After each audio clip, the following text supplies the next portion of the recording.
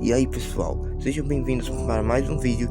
Nesse vídeo irei contar a história de Poppy Playtime até agora, desde o início da fábrica até o capítulo 4, para nós nos prepararmos para o capítulo 5. Então, bora pro vídeo. A fábrica da Playtime foi fundada em 1930 por um homem chamado Elliot Ludwig. Elliot era um homem cheio de valores, homem gentil, bom, era cheio de valores, né? E no mesmo ano ele se separou da sua esposa Molly. E também tinha uma filha chamada Poppy. Então a fábrica ficou muito tempo sem fazer brinquedo, fazer nada, não fazer brinquedo. Então surgiu seu primeiro brinquedo lá em 1950, com a boneca Poppy, inspirada na sua filha. Então aí começou um sucesso a boneca, virou a cara da Playtime. Um sucesso gigantesco, revolucionário, já que era a primeira boneca que andava e falava como uma criança. Em 1955 entrou na fábrica o funcionário Thomas Clark. Ele vai ser importante mais tarde, mas vamos para os anos 1960. Nessa década, a vida de Elliot Ludwig mudou muito. Afundou, pois sua filha acabou falecendo. Em vez de ficar de luto, ele ficou trabalhando mais na fábrica, se afundou no trabalho. Ele queria trazer sua filha de volta usando sua pesquisa sobre a flor papoula. Essa flor tinha a essência de imortalidade e ressurreição. E Elliot Ludwig descobriu que isso realmente era possível fazer, era real. Deixar uma pessoa imortal ou trazer uma pessoa de volta dos mortos. Ele tentou várias vezes. Ele tentou com ratos, até tentar dar certo. Ele conseguiu passar a mente da sua filha para o corpo da boneca, a boneca Poppy.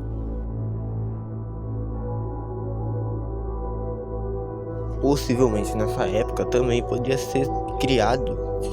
ter surgido o Experimento 1006.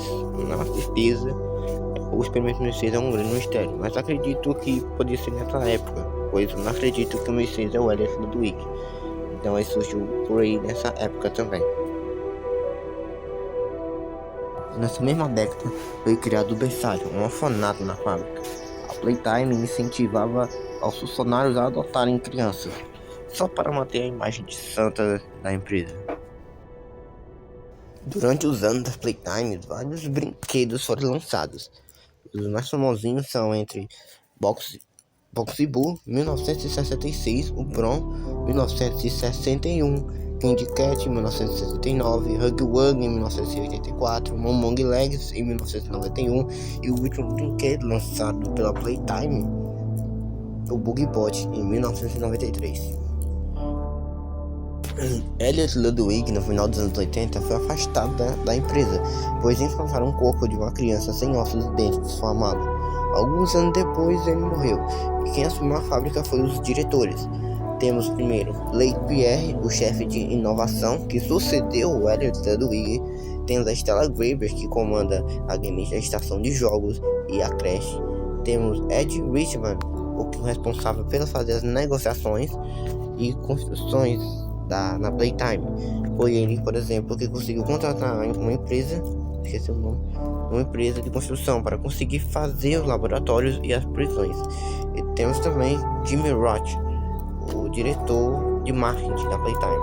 Esse cara é um merda e ele pega crédito das outras pessoas.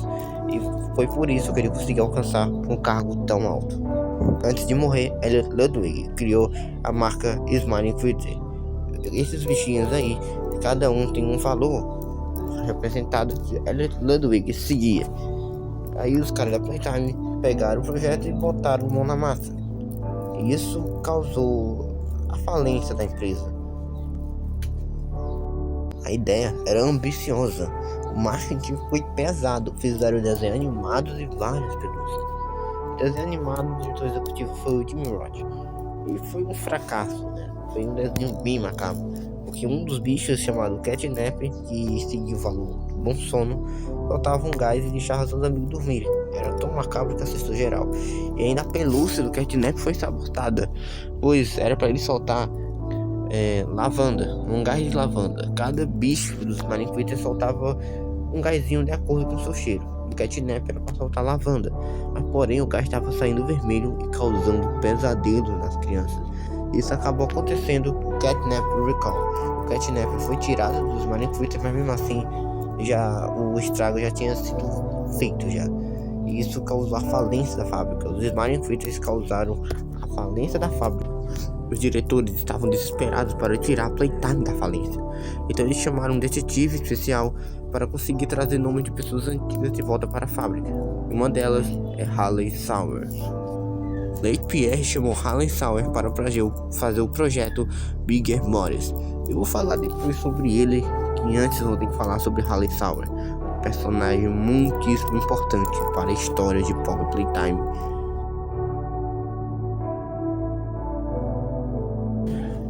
Na década de 60 ou 70, Elliot Ludwig criou o programa Jovem Gênios, e entre eles se destacou muito Haley Sauer. Elliot gostou muito do garoto e decidiu torná-lo seu aluno.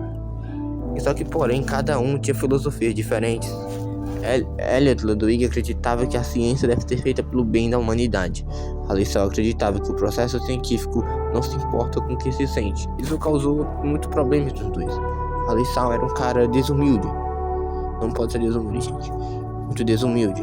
Então Elliot Ludwig acabou expulsando Haley Sauer do programa Jovem Gênios. Haley Sauer pegou a bolsa que foi dada do programa e fez faculdade. Acabou se tornando neurocirurgião. Anos depois foi chamado de novo para a fábrica, logo após a morte de Elliot Ludwig, para fazer o projeto Big Bodies. Esse projeto consistia em criar escravos para Playtime.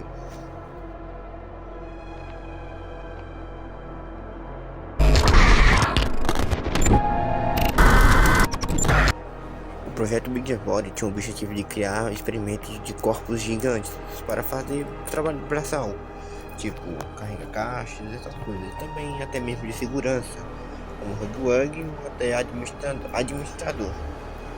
As ideias dos caras. Isso realmente ajudou a Playtime sair da falência. Haley Sauer fez até um ótimo trabalho, né? Mesmo usando as crianças órfãs da creche. Isso acabou. No futuro ia dar merda, né? Mas Haley Sauer tinha um temperamento meio estranho. Ele era arrogante pra caramba e sempre achava que tudo era um teste. Gostava de testar as coisas.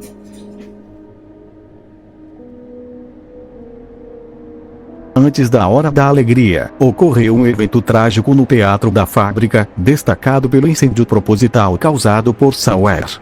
Mais de 60 visitantes morreram, junto a 12 especialistas da empresa. Os brinquedos experimentos, armazenados nos bastidores, ficaram soltos e atacaram. O incêndio foi uma vingança de Harley por ter sido demitido. Os executivos tentaram encobrir o caso.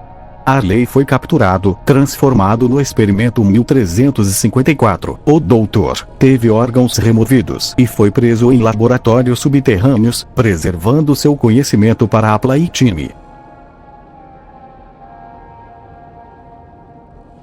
O 1006 foi a base de Harley para o projeto Bigger Bodies. Criado por Elliot, era o experimento mais inteligente da fábrica. Para escapar de uma cela, construiu um sistema de alarme com laser que temporariamente bloqueava as câmeras. Sua inteligência, cooperação e coordenação eram impressionantes, nada menos que o vilão principal da franquia. Certa vez, manipulou a criança Theodore Granville, tornando-se seu amigo. O protótipo orientou Theodore a buscar um nome na sala de Thomas Clark, diretor da Playcare. Numa noite, 1006 matou 2 guardas e ajudou Theodore a fugir do orfanato. Pegou 2 Grappac com mãos verdes e foi até um portão que levava à saída da fábrica. Durante o processo, Theodore sofreu um choque elétrico e teve parada cardíaca, mas 1006 conseguiu levá-lo até a sala de Thomas Clark antes de ser recapturado e voltar aos laboratórios.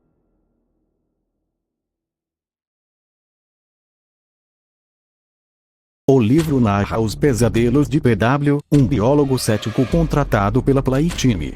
Ele descobre que a empresa é muito mais sombria do que aparenta, baseada em fitas de segurança vazadas. A fundação da empresa por Elliot Ludwig, a tentativa de reviver sua filha e os experimentos que transformaram crianças órfãs nos Beeger Buddies são detalhados. Os brinquedos populares, como Givugi e Smiling Critters, escondem segredos macabros. PW documenta o fracasso de Catnap e a ascensão dos Beeger Buddies, incluindo a história de Thomas Clark, que se tornou Bron. As anotações de PW terminam abruptamente, deixando a dúvida se ele sobreviveu e se o protótipo estava por trás da Hora da Alegria. Em 8 de agosto de 1995, um evento corporativo deveria celebrar a fantasia e alegria na Playtime Co. Mas se tornou um pesadelo, marcado pela vingança do experimento 1006. Às 10h45, a tensão já era perceptível. Kissinici, sendo transportada de trem para a Playcare, se rebelou. 15 minutos depois, 1006 deu sinal e os brinquedos do Beeger Buddies Initiative se levantaram, atacando indiscriminadamente funcionários inocentes. No lobby, o Givugi esmagava os que tentavam fugir.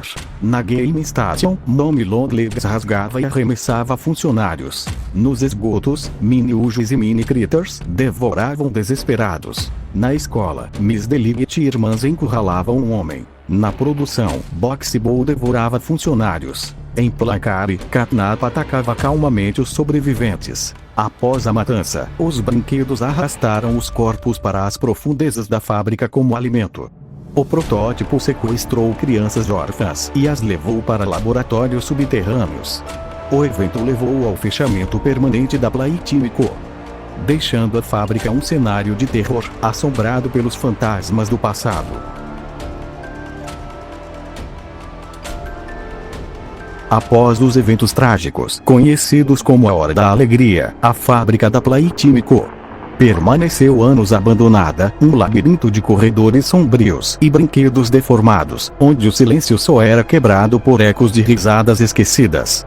Entretanto, Leigh Pierre, um dos antigos executivos da empresa, sobreviveu ao colapso. Determinado a restaurar o império da Playtime Co., ele deu início a um novo projeto secreto. Sua ordem era clara: enviar equipes de coletores, chamados de Resource Extraction Specialists, de volta à fábrica para recuperar peças de brinquedos essenciais. Essas partes seriam usadas para reativar os antigos experimentos e, talvez, recriar as criaturas vivas que um dia habitaram o local. Mas algo terrível ainda habitava os corredores. O protótipo 1006, uma das criações mais inteligentes e perigosas da Playtime Co., observava tudo das sombras. Vendo os humanos retornarem, ele ordenou aos Beeger Buddies, versões monstruosas dos brinquedos criados nos antigos experimentos, que impedissem a todo custo a coleta das peças. O Givugi, Mommy Longlegs, Boxball e outras criaturas passaram a caçar qualquer intruso que ousasse tocar nas relíquias da fábrica. Enquanto os coletores tentavam reunir as partes e completar sua missão, enfrentavam armadilhas, puzzles e a fúria implacável dos monstros. Cada passo adiante era uma luta contra o tempo, e contra a própria fábrica, que parecia viva, respirando ódio e memórias distorcidas. O destino dessas equipes permanece incerto. Alguns relatos dizem que conseguiram extrair partes suficientes antes de desaparecer. Outros afirmam que todos foram devorados nas sombras, e que o protótipo continua seu reinado silencioso, observando e aprendendo. Uma coisa, porém, é certa: a Playtime Co.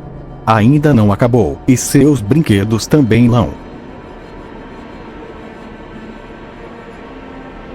Anos após o misterioso fechamento da fábrica de brinquedos Playtime Co., um antigo funcionário, conhecido apenas como Player, recebe um envelope enigmático. Dentro dele há uma fita VHS com um antigo comercial da boneca Puppy Playtime e uma mensagem intrigante: todos ainda estão aqui dentro da fábrica. Movido pela curiosidade e pela necessidade de descobrir o que realmente aconteceu, Player decide retornar à imensa e sombria fábrica. O prédio, antes cheio de vida e risadas, agora está mergulhado em silêncio e poeira. Logo na entrada, ele se depara com uma enorme estátua de Givugi, o mascote mais popular da empresa. O sorriso fixo da criatura o observa de forma quase realista, causando uma sensação de desconforto. Enquanto explora o local, Player encontra o GrabPack, uma ferramenta usada pelos funcionários da fábrica para alcançar objetos à distância e conduzir energia elétrica. Com o equipamento em mãos, ele começa a restaurar circuitos e resolver pequenos quebra-cabeças, tentando abrir caminho para as áreas bloqueadas. Porém, algo estranho acontece. A estátua de Uji desaparece sem deixar rastros, e ruídos metálicos ecoam pelos corredores. Player percebe que não está sozinho. Pouco depois, descobre o setor Mecha Friend, onde os brinquedos eram montados e ganhavam vida, literalmente. Enquanto tenta ativar a esteira de montagem e abrir a próxima passagem, Uji surge das sombras, revelando-se uma criatura viva e monstruosa. O brinquedo o persegue pelos túneis estreitos da fábrica, em uma fuga desesperada e claustrofóbica. No último instante, Player usa o GrabPack para derrubar uma caixa pesada sobre o monstro, fazendo Uji despencar em um abismo escuro. Ofegante e assustado, ele continua o caminho até encontrar uma porta vermelha decorada com flores de papoula, o mesmo símbolo do bilhete que recebeu. Ao entrar, encontra uma pequena sala com uma vitrine de vidro.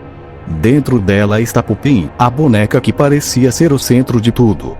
Ignorando qualquer instinto de cautela, Player abre a vitrine. O ar muda, as luzes tremem e a voz suave da boneca ecoa. E Opened Me Case a tela escurece, marcando o início de um mistério ainda maior, e o verdadeiro começo da história de Puppy Playtime. Após os eventos finais do capítulo 1, Player acorda na sala onde recentemente libertou a boneca Puppy da sua vitrine. A caixa está vazia e silenciosa. Puppy desapareceu. Confuso, ele se levanta e percebe que a saída original está bloqueada.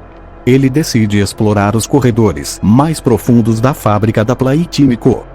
Determinado a encontrar uma rota de fuga. Ao vasculhar os corredores abandonados, Player descobre o escritório de Elliot Ludwig, o fundador da Playtime Co. No interior, ele encontra fitas VHS antigas e documentos experimentais que sugerem segredos escuros da empresa.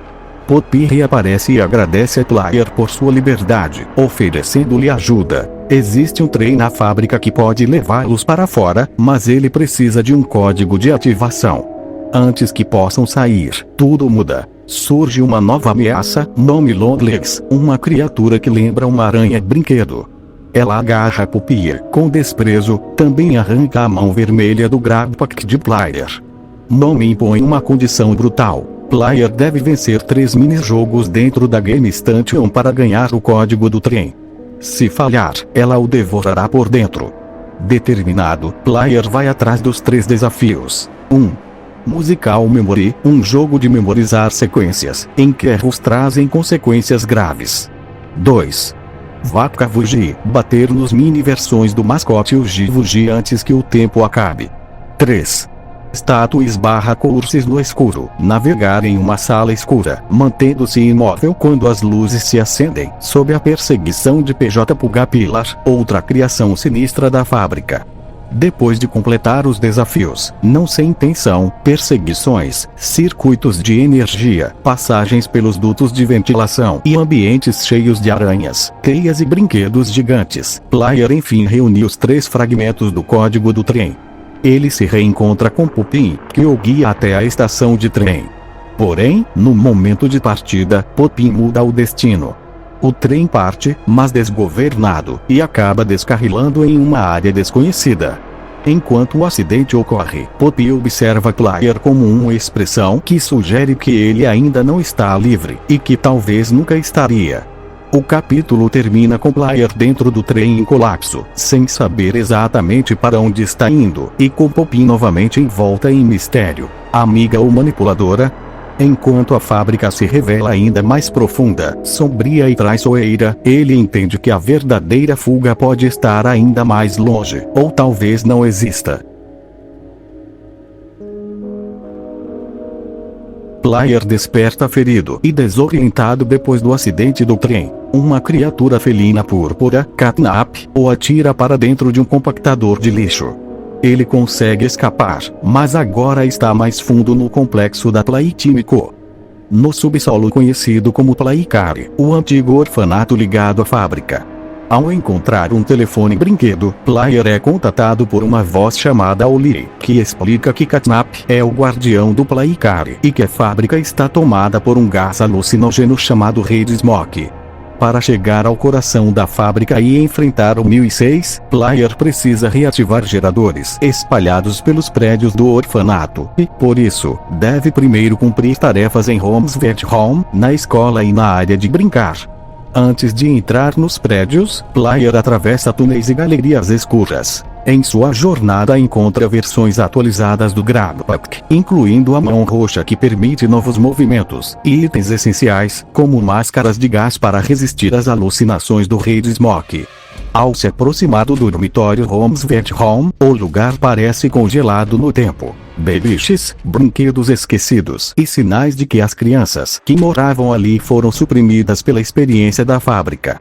Player sofre visões e efeitos da fumaça, mas consegue encontrar um gerador secundário que precisa ser acionado para dar energia à rede do Playcare, tarefa que o leva a vasculhar quartos, encontrar pistas sobre os órfãos e enfrentar pequenas ameaças, como as risadas e aparições dos Ruined/Milling Critters espalhados pelo local. Ao sair para a praça central do Playcare após reativar o gerador, Player reencontra Pupin e Kissy em algumas cenas, que revela parte de seu plano. Ela quer que Player chegue até o prototipo para acabar com o controle que a máquina exerce sobre a fábrica e salvar as crianças, mas a jornada exige mais energia, então é preciso acionar outros geradores no campus. Enquanto isso, as motivações e alianças dentro do Playcare ficam mais confusas. Catnap venera o prototipo como uma espécie de deus e foi responsável por massacres e torturas na ala das crianças. Na escola, Player encontra um ambiente escolar macabro, carteiras viradas, murais danificados e a presença sinistra de Miss Delight, uma antiga professora brinquedo que enlouqueceu ao longo dos anos. Miss Delight reconhece Player, lembranças e rancores do passado afloram e transforma a escola em um labirinto de perseguição. Em várias sequências, Player é forçado a fugir por tetos, dutos e salas de aula enquanto Miss Delight o persegue com movimentos rápidos e ataques agressivos. O confronto com a professora culmina numa cena violenta em que Miss Delight é derrubada por uma porta mecânica, pondo fim à sua ameaça e liberando o corredor para que Player acesse outro gerador. Essa luta confirma que nem todas as criaturas do Playcare são amigas. Muitas foram corrompidas ou enlouquecidas pelos acontecimentos. Depois da escola, Player segue para a Playhouse/área de brincar, ali estão as atrações das crianças, salas de atividade, brinquedos grandes e o local onde o gigante Dogdai, um membro da linha Milling Critters, é mantido prisioneiro e torturado por Catnap por ter se oposto ao prototipo.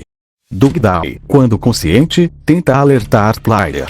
Catnap matou ou mutilou qualquer um que se rebelou, e o prototipo é a raiz do controle da fábrica. Dogdai chama Player de anjo de Pupin e implora que ele siga vivo para poder acabar com tudo. Mas a atmosfera de aparente ajuda desaba no horror coletivo. Mini-versões dos Milling Critters, pequenos, rápidos e sorridentes, invadem a cena. Essas criaturas, anteriormente consideradas apenas como brinquedos, atacam em enxame e conseguem possuir o corpo de Dogdai, transformando numa arma contra Player. O protagonista precisa usar a nova mão do Grabpack, a mão laranja que atira sinalizadores em algumas mecânicas, e outras habilidades para dispersar os pequenos e escapar da perseguição caótica. A sequência final do capítulo vê Player correndo pelos corredores, enquanto a horda controlada utiliza o corpo de Dogdai e outros brinquedos para persegui-lo. Ele mal consegue escapar para a superfície dos corredores do Playcare. No encerramento do capítulo, com 2 geradores já reativados, Homesvert Home e Escola/Playhouse, Oli instrui Player a seguir para o Office/Conselho do Playcare para ligar o último gerador de backup, o próximo passo que permitirá confrontar a área do Gas Production e, finalmente, o prototipo. Mas a sensação que fica é que as crianças do Playcare não foram apenas brinquedos abandonados. Muitas foram transformadas, corrompidas ou escravizadas, e Poppy, Dugday, Miss Delightful e Catnap representam facetas diferentes dessa tragédia. Player sai ferido e abaladamente, entendendo que a fábrica é muito maior e mais perversa do que imaginou, e que a suposta ajuda de Poppy tem condições e segredos. Depois dos acontecimentos do capítulo anterior, Player e Poppy descem ainda mais fundo na Playtimico, onde o ambiente se torna mais sombrio e confinado. Logo no início, Player encontra fitas VHS e diários que expandem o terror por trás das experiências feitas na fábrica, pedaços de vidas que terminaram transformadas em brinquedos torturados. Seguindo pistas e corredores, Player localiza um trem abandonado que leva a uma gigantesca prisão subterrânea, rodeada por um cemitério de brinquedos mortos, um lugar onde a crueldade da Playtimico se materializa em ferro, areia e vidro. Ao reativar o trem para avançar, Player atrai a atenção de um novo antagonista, T-Doctor, Harley Xavier, o artífice por trás de muitos experimentos e o encarregado pela administração daquela prisão. T-Doctor observa Player através de monitores e armadilhas, tratando-o como cobaia e entretenimento. Em pouco tempo Player é capturado e acorda trancado em um dos blocos de cela, forçado a navegar por testes que incluem enxames de criaturas, Nightmare Critters e mini-urges, e salas cheias de fumaça tóxica projetadas para confundir e quebrar sua sanidade. Enquanto caminha pelos corredores da prisão, Player recolhe uma nova mão para o Grabpack, a radiante, retirada do corpo de um guarda, e a usa para superar obstáculos e puzzles. Em diferentes salas, ele encontra entradas de diários, de personagens como Cole Wagner Riley, e fitas que revelam pequenas tragédias. Órfãos que foram estudados, corpos que vagam, e funcionários que perderam a razão. A sensação que cresce é a de que toda a prisão foi feita para observar reações humanas, e T-Doctor a usa para aprender. Ao tentar escapar da ala controlada pelo médico, Player encontra Yarnaby, um enorme brinquedo de lã que é lançado como lapidog do Doutor. Yarnaby persegue o protagonista por espaços apertados, forçando rotas improvisadas e momentos de tensão enquanto Player foge por dutos, salas técnicas e trechos que desabam. Um aliado inesperado aparece. Doete Dogman, uma enorme criatura aparentemente feita de massa e modelada com traços de várias crianças. Doe destrói pianossauros para intimidar inimigos e guia Player até uma zona chamada Safe Haven, onde alguns brinquedos não agressivos se refugiaram. Em Safe Haven, Doe explica que o abrigo está com problemas. O gerador principal está falhando e ele precisa do Omniant, uma versão mestra do Grabpack, atualmente nas mãos de T-Doctor, para restaurar as defesas. Doe pede a Player que vá até a sala do Doutor, recupere o Omni-Chip e traga o Omniant de volta. Poppy apoia o plano. Sua intenção é resgatar os órfãos retidos nos laboratórios e, depois, destruir as fundações da instalação para pôr fim à tirania do prototipo. Mas mesmo entre aliados há desconfiança. Doe e os brinquedos de Safe Haven não confiam totalmente em Poppy por ela ter desaparecido tempos atrás. Player atravessa uma sucessão de áreas mortas e envenenadas por Rede Smoke, resolve puzzles de servidores e relógios, enfrenta armadilhas que congelam a mão escaneada e, por fim, alcança a câmara principal onde encontra o tanque que guarda o cérebro de Harley Xavier. T-Doctor controla corpos reserva enquanto fala com sarcasmo e crueldade. Num momento, ele joga Player através de um alçapão até salas de servidores cheias de baterias que devem ser recolocadas para reabrir o caminho. Com habilidade e risco, Player instala as baterias, sobe de volta ao tanque do Doutor e remove o Omni-Chip, causando um surto energético que desativa seus corpos e leva à aparente morte do cientista. Com o Omniant em mãos, Player retorna a Safe Haven para consertar o gerador. Poppy ordena a execução do plano para explodir a fundação da fábrica assim que as crianças estiverem em segurança.